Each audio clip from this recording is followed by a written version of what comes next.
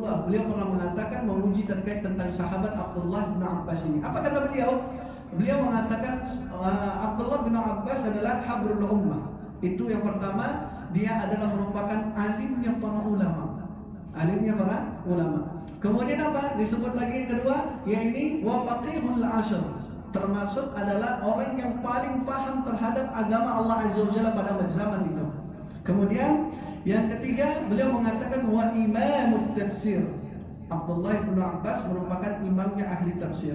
Ini luar biasa. Jadi hadis yang kita sampaikan terkait tentang bulan Dzulhijjah, keutamaan 1 sampai 10 itu datang dari sahabat Abdullah bin Abbas.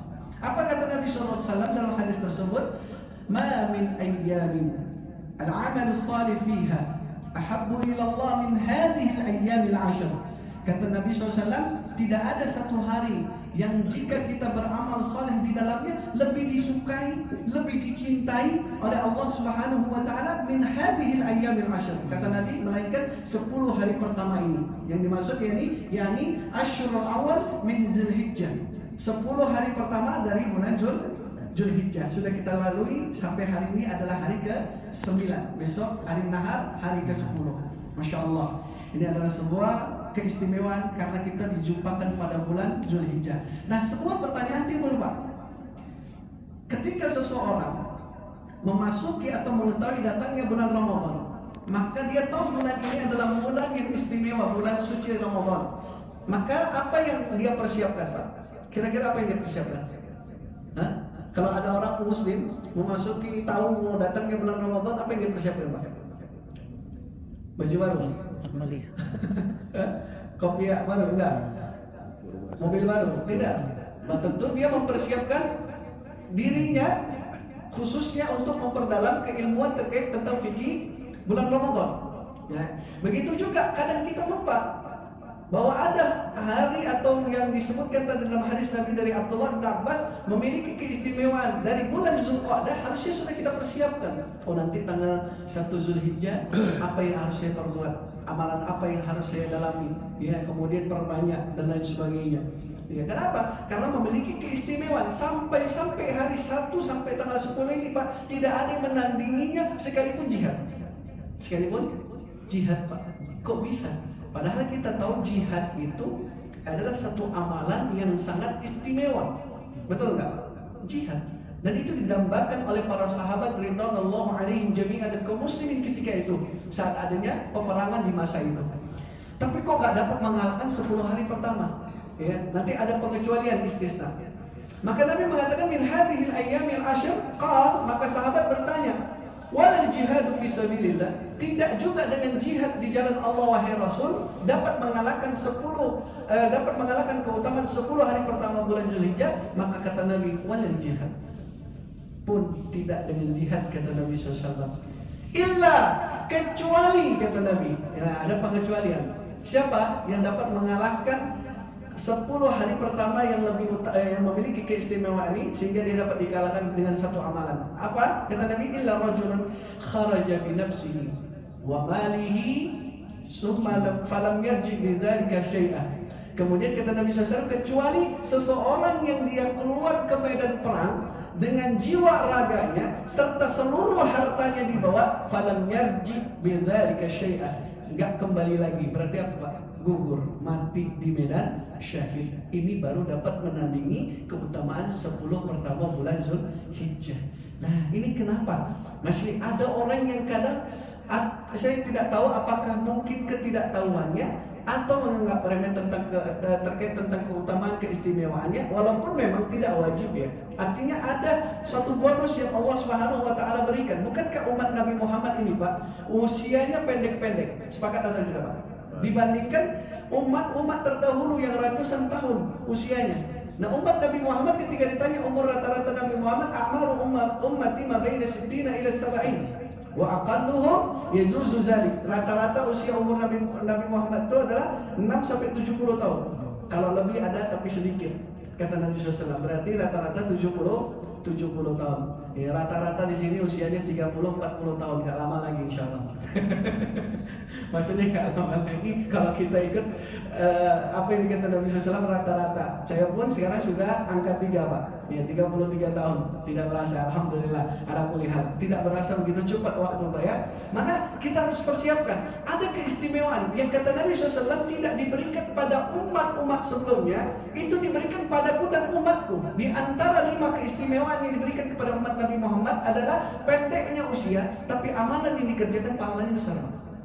Contoh hari ini yang sedang saum, alhamdulillah, atau dari kemarin Tarwiyah 89, atau dari tanggal 1. Boleh nggak dari tanggal 1? Boleh. 1, 2, 3, 4, 5, 6, 7, 8, 9, 10 nggak boleh karena hari Id. 11, 12, 13 tasyrik pun tidak boleh. Kenapa tasyrik nggak boleh Pak? Nabi SAW mengatakan ayyamut tasyrik ayyamu aklin wa syurbin, karena hari-hari tasyrik adalah hari makan dan minum. Masih banyak ya, besok potong, ada yang potong Sabtu, masih banyak lagi. Sini konsumsi, dinikmatin oleh kaum muslimin, masya Allah ya. Ini satu keutamaan keistimewaan yang Nabi mengatakan, umatku umurnya pendek, tapi ketika dia beramal yang memang sesuai dengan ajaran dan contoh dari Nabi SAW, itu satu amalan dapat mendapatkan pahala yang panjang, yang besar ya. Apa contohnya? Arafah ini. Apa kata Nabi SAW? Siyamu yawmi Arafah ahtasibu ala Allah an yukaffiru sanata allati qablaha wa sanata allati ba'daha. Kata Nabi SAW, puasa satu hari di hari Arafah, yaitu bertepatan hari ini, ya ahtasibu, aku berharap kepada Allah Subhanahu wa taala an yukaffiru sana, agar diampuni dosa-dosa, yaitu 1 tahun sebelumnya dan 1 tahun sesudahnya. 2 tahun berarti Pak ya, masya Allah, mendapatkan keistimewaan 1 hari tapi diampuni dosa 2 tahun. Siapa yang nggak punya dosa ngaco? Ya, semua punya dosa, termasuk saya. Kita punya dosa Pak. Bahkan kadang disadari ataupun tidak disadari kita melakukan dosa itu. Bahkan na'udzubillah, kecil ataupun besar kita melakukan dosa itu, maka kita memohon kepada Allah semoga dosa-dosa kita diampuni oleh Allah Subhanahu wa taala. Namun kalau kita lihat pada hadis tersebut, walal jihad, kata Nabi, tidak pun dengan jihad, kecuali orang yang keluar dengan jiwa raganya di medan perang dan hartanya semua tidak lagi balik, termasuk hartanya nggak balik, ya nggak kembali lagi, ditinggalkan karena dia sudah gugur di medan peperangan, maka itu baru dapat mengalahkan. Apa amalan yang bisa dilakukan? Di antara kata para ulama yang sering kali kita lupakan itu adalah bertakbir Pak, memperbanyak takbir. Fakat baru kita Nabi SAW, perbanyaklah kalian bertakbir dari tanggal 1 sampai tanggal berapa? 9 ya hari ini.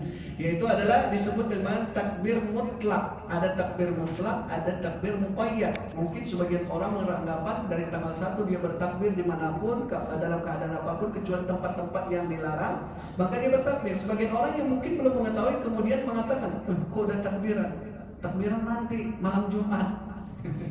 Ya, karena apa? Mungkin ketidaktahuannya. Padahal takbir yang diucapkan adalah takbir mutlak. Dia tidak terikat dengan waktu sholat di tanggal nahar atau tanggal 10 dan ayyamut tasyrik. Kapan itu? Itu disebut dengan takbir muqayyad. Jadi selepas habis sholat kita bertakbir. Setiap ada sholat bertakbir. Kapan akhirnya berhenti lagi dan tidak boleh lagi bertakbir? Pada tanggal tasyrik, tanggal 13 waktu asar. Setelahnya maghrib udah nggak boleh. Kenapa? Sudah masuk tanggal 14. Nah itu. Jadi disebut dengan takbir muqayyad. Jadi ada 2, mutlak dan muqayyad, yang harus kita perbedakan. Ini sering dilupakan. Bahkan para sahabat radhiyallahu alaihim jami'a Pak, ketika itu dulu banyak di pasar-pasar, mereka keliling sambil bertakbir. Allahu Akbar, Allahu Akbar, Allahu Akbar, la ilaha illallah, wallahu akbar, Allahu akbar, walillahil hamd. Terus perbanyak takbir. Dan perbanyak puasa tentunya tadi kita sebutkan, baik dari tanggal 1 sampai tanggal 9 atau 89 atau hanya 9 hari ini. Besok bisa nggak? Tidak boleh ya, karena besok tidak boleh lagi puasa. Hari Id diharamkan untuk berpuasa. Baik, ikhwan yang akan fillah yang dimuliakan Allah Subhanahu wa taala, apalagi misalnya memperbanyak sedekah, memperbanyak amalan-amalan saleh, karena hadisnya tadi mengatakan al-amal as-salih fiha ahabbu ila Allah. Amal saleh di dalam hari 1 sampai 10 itu perbanyak, maka lebih dicintai dan disukai oleh Allah Subhanahu wa taala. Baik, itu sebagai pengingat buat saya dan kita semua, kita masuk